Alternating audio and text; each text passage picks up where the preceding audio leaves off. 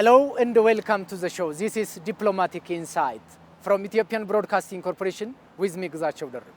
Our guest for today is Ethiopian Biodiversity Institute Deputy Director General, Dr. Felleke Woldeyes. Ethiopia is considered as the land of origins.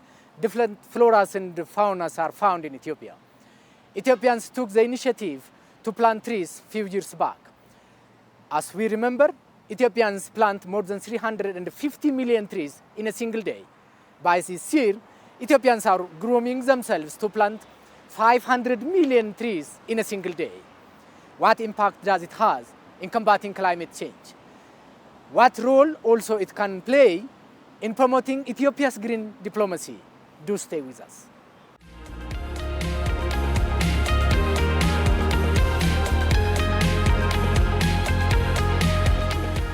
Dr. Felleke Woldeyes, Ethiopian Biodiversity Institute Deputy Director General. Thank you again for your time. Thank you, sir. How do you see the Ethiopians' efforts in combating climate change while planting trees every year? Yes, we have been engaged in planting trees for the last 4 years. We are in our 5th year in planting trees. So billions of seedlings have been planted. Of course, these are not only trees. There are other category of plants. And this is basically related to what we call the Green Legacy Initiative. It's a campaign which is basically led by the Prime Minister and followed by fellow citizens. So this is a very, very important initiative, both at local and international level.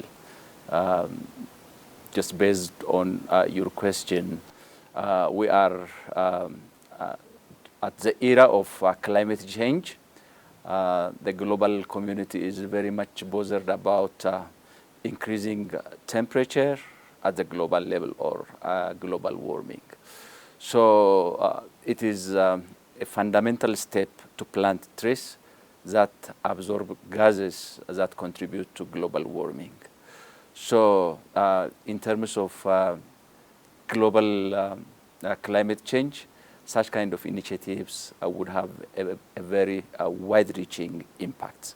What significance does it have both at large national or local and continental as well as global level?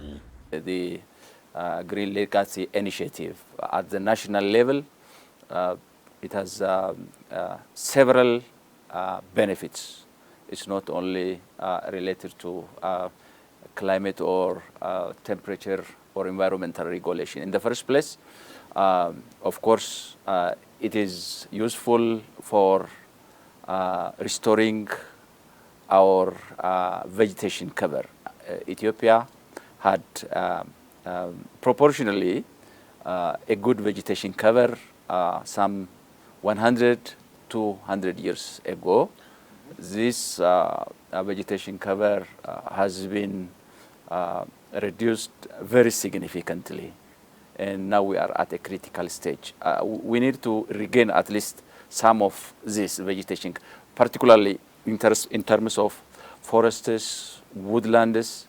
So we call this, it is restoration. We need to restore degraded environments, ecosystems. So engagement in a campaign like that we are engaged is important in restoring, if not whole, at least part of the vital resource which we have already lost. So it has environmental benefits. When we increase the vegetation cover, either at national level or beyond that, this will contribute to mitigation of emission of greenhouse gases that contribute to the global warming. So it has, the Green Legacy Initiative has its impacts in terms of regulating the climatic situations, particularly by stabilizing the concentration of greenhouse gases such as carbon dioxide in the atmosphere. So this is the other benefit. And the third one is, the trees we plant in Ethiopia are not only simply trees, but there are also some agroforestry trees, fruit crops, horticultural plants. So again, there is a benefit in relation to food security. So we say the benefits are multifaceted. Your institute, Ethiopian Biodiversity Institute, is also part and parcel of this initiative, in which conserving the environment and also reforestation is part and parcel of this as well. How do you see the interrelation between the two, EBI and the planting of trees? Basically, the Ethiopian Biodiversity Institute is in charge of conserving the biological resources of the country and ensuring their sustainable utilization, as well as ensuring sharing of benefits arising from the resources. Okay. So there are three pillar objectives that come down from the Convention on Biological Diversity, which is an international arrangement. So when we speak about biodiversity, forests are the main sources of biodiversity. Then this planting of trees now is basically coordinated by the Ministry of Agriculture, and we are affiliated to the Ministry of Agriculture in the first place. So we are one of the institutions that are accountable to the Ministry of Agriculture. So we plan together, we work together, and we support the idea. And also, of course, we have a share. So the planting of trees is instrumental in the achievements of our basic objectives. So this is a very, very important initiative as far as the Ethiopian Biodiversity Institute is concerned. And our role is, of course, is in the first place in educating the public, the decision makers, and others regarding the planting of trees or seedlings. This particularly relates to the kinds of trees to be planted. It is good to plant all types of trees, but sometimes we have to make preferences. So it is good to plant our trees, which we call indigenous trees, and also those introduced to some extent. So there is a risk of forgetting or ignoring local trees because of some biological features and other things. So in the past years, we have been talking to the public, to the stakeholders, to decision makers, including the standing committee of the parliament. We continuously mentioning about the importance of giving attention to our trees, and this is gaining recognition from time to time. So with this respect, we are contributing to the national campaign. Not only that, we have centers we call biodiversity centers, and also we have what we call botanical gardens in 2 places. So in these places we have nurseries, and there we produce seedlings. We grow seedlings. These seedlings are basically, we grow indigenous tree seedlings. So these are distributed to people in different parts of the country, and we provide indigenous tree seedlings, and this is also another contribution of the Ethiopian Biodiversity Institute. So we work closely, and not only that, we also disseminate the information and also work in terms of raising awareness among the public. Few years back, Ethiopians planted more than 350 million trees in a single day, which is a world record, and also something to be appreciated by UNEP, United Nations Environmental Program as well. This year also Ethiopians are grooming themselves to plant close to 500 million trees. What does it mean Well, it was a record, as you mentioned, 350 million. So now there is a plan to raise this to 500 million, over 500 million. So based on our previous experience, we can certainly tell that we will do that in a single day. Yeah, yeah. So what we need is to mobilize the public. Now the public is more informed about this situation. So this is possible, and preparations have been undergoing, and there are promotion-related activities too. So if we do this, 500 million means a very significant number in a day. In a single day. Some countries may not achieve this over a year time. So in the first place, planting is one thing, and then of course it's important to care and manage the seedlings, and then eventually, this takes some time, this will grow to mature trees and also a vegetation cover. But the first important thing in relation to this is when you engage in such kind of undertaking, you disseminate the information to whole sectors of the society, including children. So the awareness creation is very important. People give value to trees, and people will not be motivated to cut trees carelessly, those naturally growing, I mean. So this is in terms of Ethiopia, and this is quite exemplary to neighboring countries. Ethiopia is one of the biodiversity-rich countries. We are known as mega diverse country. There are about 25 countries at the global level. So only few are members. We have also, at the global level, there is also a kind of forum. So only few are this member of this. But some of neighboring countries are not biodiversity as rich as Ethiopia in terms of biological resources or biodiversity.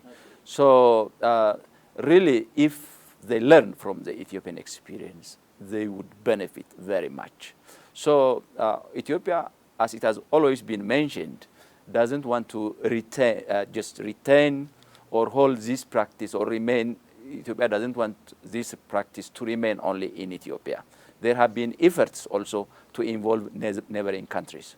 So this kind of initiative will send a very, very important message to neighboring countries to engage in the same kinds of activity. We should not limit to neighboring countries also to East African countries. This has also expanded to other African countries and also developing countries too. Besides joint development, Horn of Africa is prone to cyclonic and periodic drought and to some extent famine as well. Yeah. What impact does this have in mitigating this periodic drought and famine in Horn of Africa, planting this much amount of trees every year by Ethiopian people? This country, as well as neighboring countries, they are prone to environmental hazards, such as drought and floods. Not only that, we have witnessed in recent years locusts. Yeah. So these kind of situations happen because some sort of imbalance occurs in the environment. So definitely, if you have trees, you will get rain, and it is not, a haphazard kind of rain. The climate, the environmental situation will become more stable, and there will be no violations in or disruptions in seasonal patterns. So if the areas in Ethiopia and the neighboring areas, if really they get they follow this, they manage to plant trees, grow trees, and improve their vegetation, there will be a stable kind of environmental situation, the climatic situation. So this will, because of this, the areas will benefit, for example, sufficient amount of rain, in a regular pattern. There won't be problems such as this locust invasion. And also even this can also be related to disease outbreaks.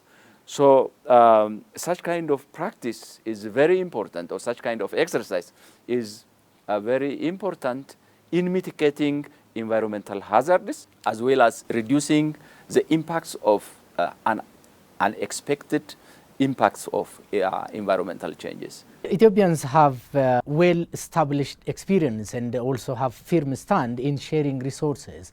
If you remember a few years back, neighboring countries, Eritrea, Somalia, Djibouti, South Sudan and Sudan, including Kenya also, shared trees or seedlings in millions as well. What meaning that it has in terms of diplomacy and having to establish a good trust among neighboring countries? We are very much aware of that, because when you share genetic material to neighboring countries, to other countries, there are procedures, rules to be followed. And also the kind of trees should be approved by the Ethiopian Biodiversity Institute. We went through the list and we approved, and of course these were shared to neighboring countries and planted. This is a reflection of the Ethiopian position in all issues, in all aspects. Let it be in using our transboundary waters, for instance. So we say most of the time people don't understand the Ethiopian situation. When we built the dam, or started to build the dam, some said Ethiopia wants to use the waters of Abai, harming the interests of others. So we have Ethiopians, not only the government, even citizens, have repeatedly just expressed this to communities at different levels.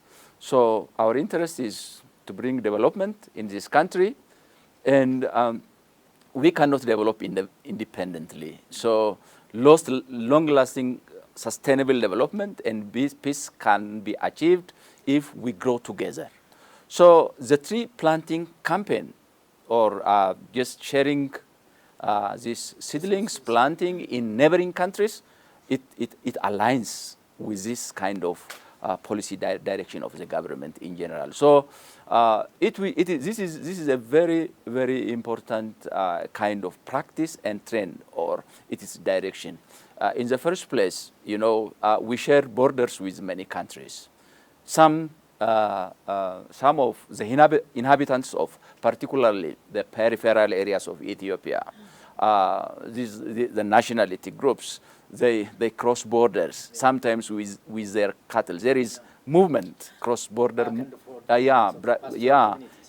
And so because of this, if we maintain the environment only on the Ethiopian side, that would attract others to come in bad times if the other side is not properly cared for. So because of this, this is a kind of expression of joint development, mutual benefit. So this is very much appreciable, really. This must be even followed by other countries. How do you see the global reaction toward this Ethiopia's practice, especially in combating climate change? Ethiopia is very much acknowledged as a country, as a party, to contribute to the global cause. So because of this, Ethiopia's contribution is very much acknowledged through various forms or various ways. If you take UNEP, for instance, UNEP, I recently read an article by UNEP on the Green Legacy Initiative. It is very much positive, and it presented the details, the achievements, the recommendations.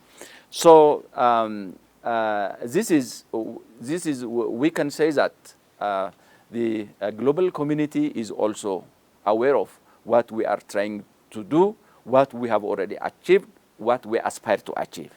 So this, in the first place, this is important, giving recognition, understanding what we are doing. In association or in relation to this, the global community is very much prepared to support us in our effort.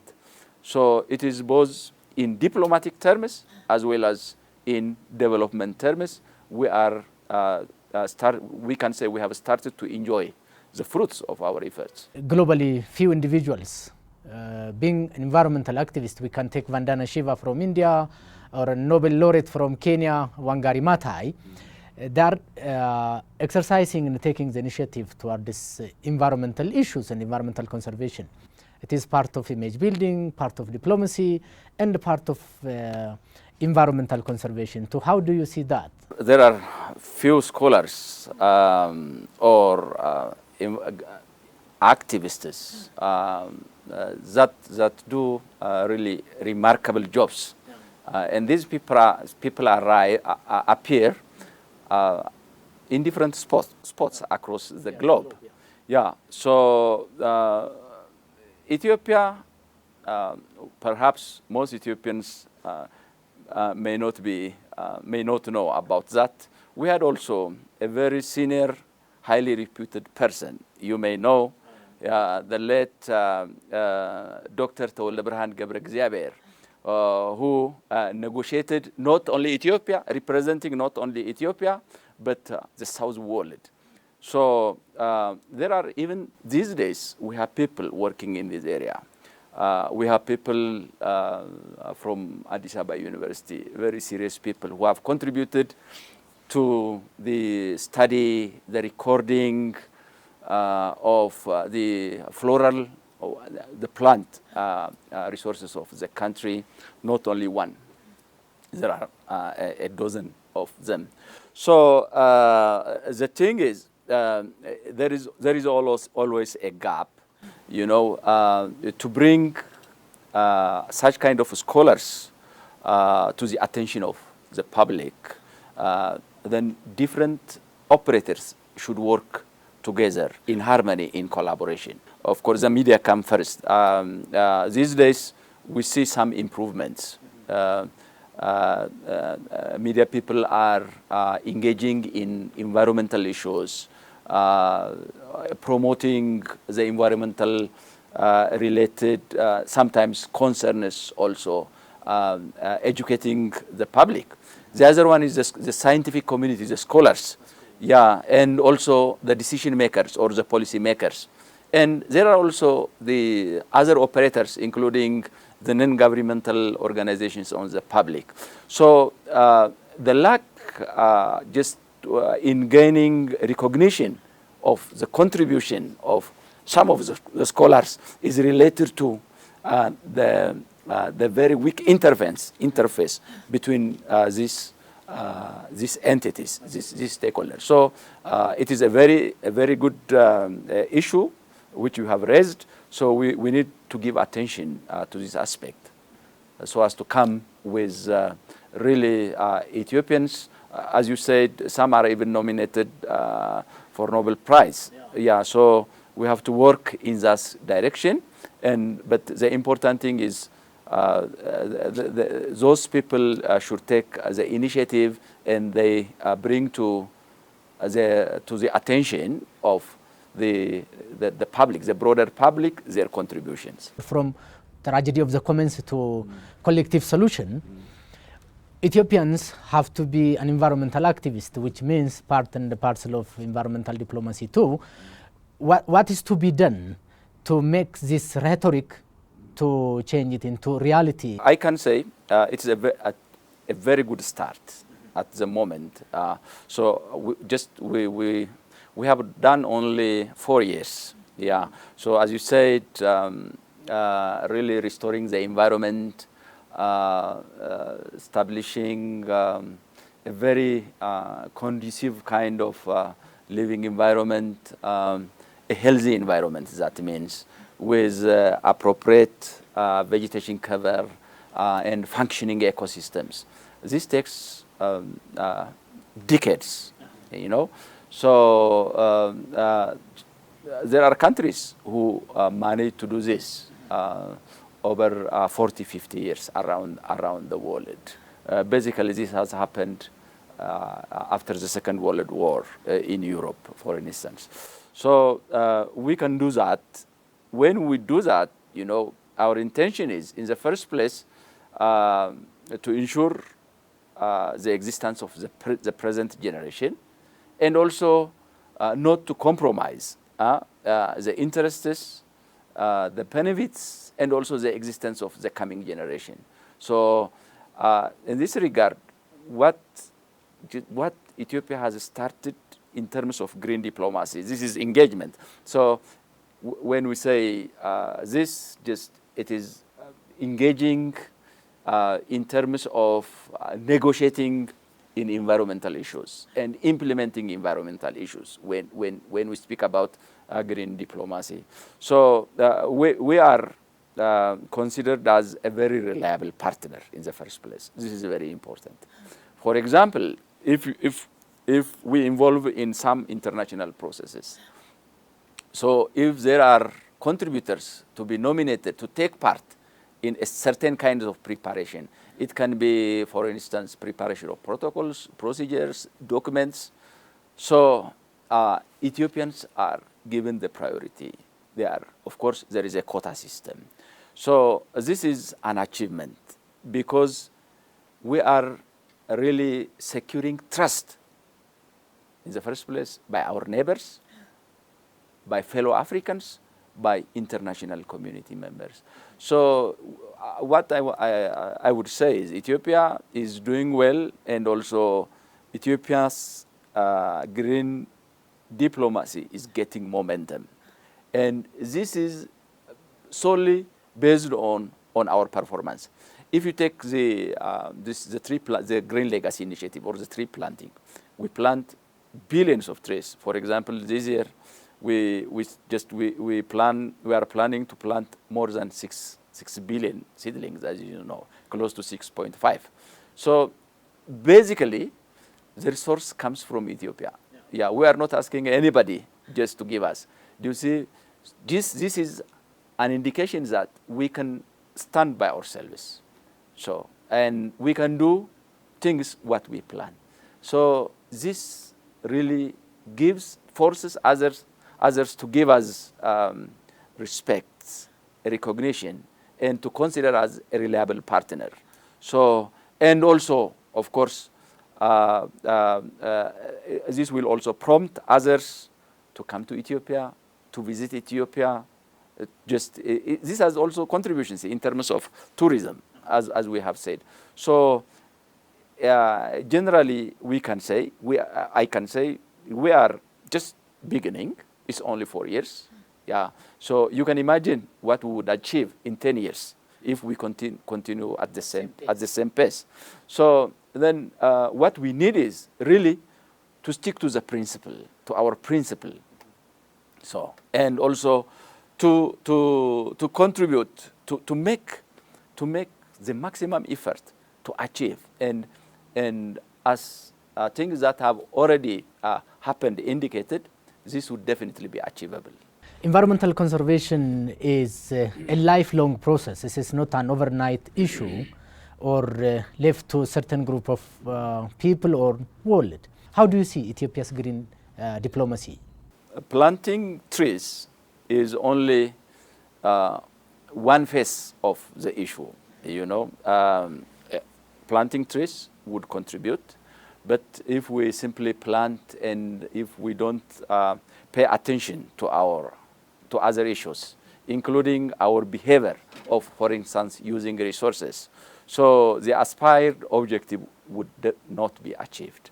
So it goes down to an individual level. Yeah. So we need to be careful about our impacts on our footprint on the environment. So we both as collectively and as institutions would really tend to use renewable resources, for instance, renewable energy. This component is not properly used. this is a country which is known as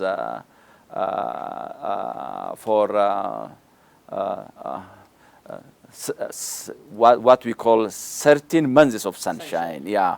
So, but are we really trapping this solar energy and using it? And Ethiopia is very rich both in surface and groundwater, and we are not using this properly. And the other thing is the way we use resources. If we look at our cities and urban areas, cities and towns, so a very significant part of these localities is polluted by plastic garbage, you know. So these are disastrous. And of course, this can easily be avoided if individuals act. So to achieve, as you said, to avoid a climate change, which will have a very, very drastic impact on the livelihood of course, the impact of global change is not something that is to be contained in a country. Yeah, it passes across borders. But what is required of us is to contribute our share. So if we do this, just from the institutional levels down to the individual citizen, to the grassroots, then this will be achievable. So this is my view. So it is said that you can achieve when you stand together, join hands, and work in collaboration, in partnership. But sometimes individuals also make miracles, as you have mentioned earlier. So we have scholars, intellectuals, activists. So it is better to focus on such kind of issues that would benefit not only the present generation, but also the future one. So you are calling everybody to be an environmental activist and environmental diplomat, from collective tragedy to collective remedy, which is a noble idea. Dr. Fallaka Waldeyes, Ethiopian Biodiversity Institute Deputy Director General, thank you for your time.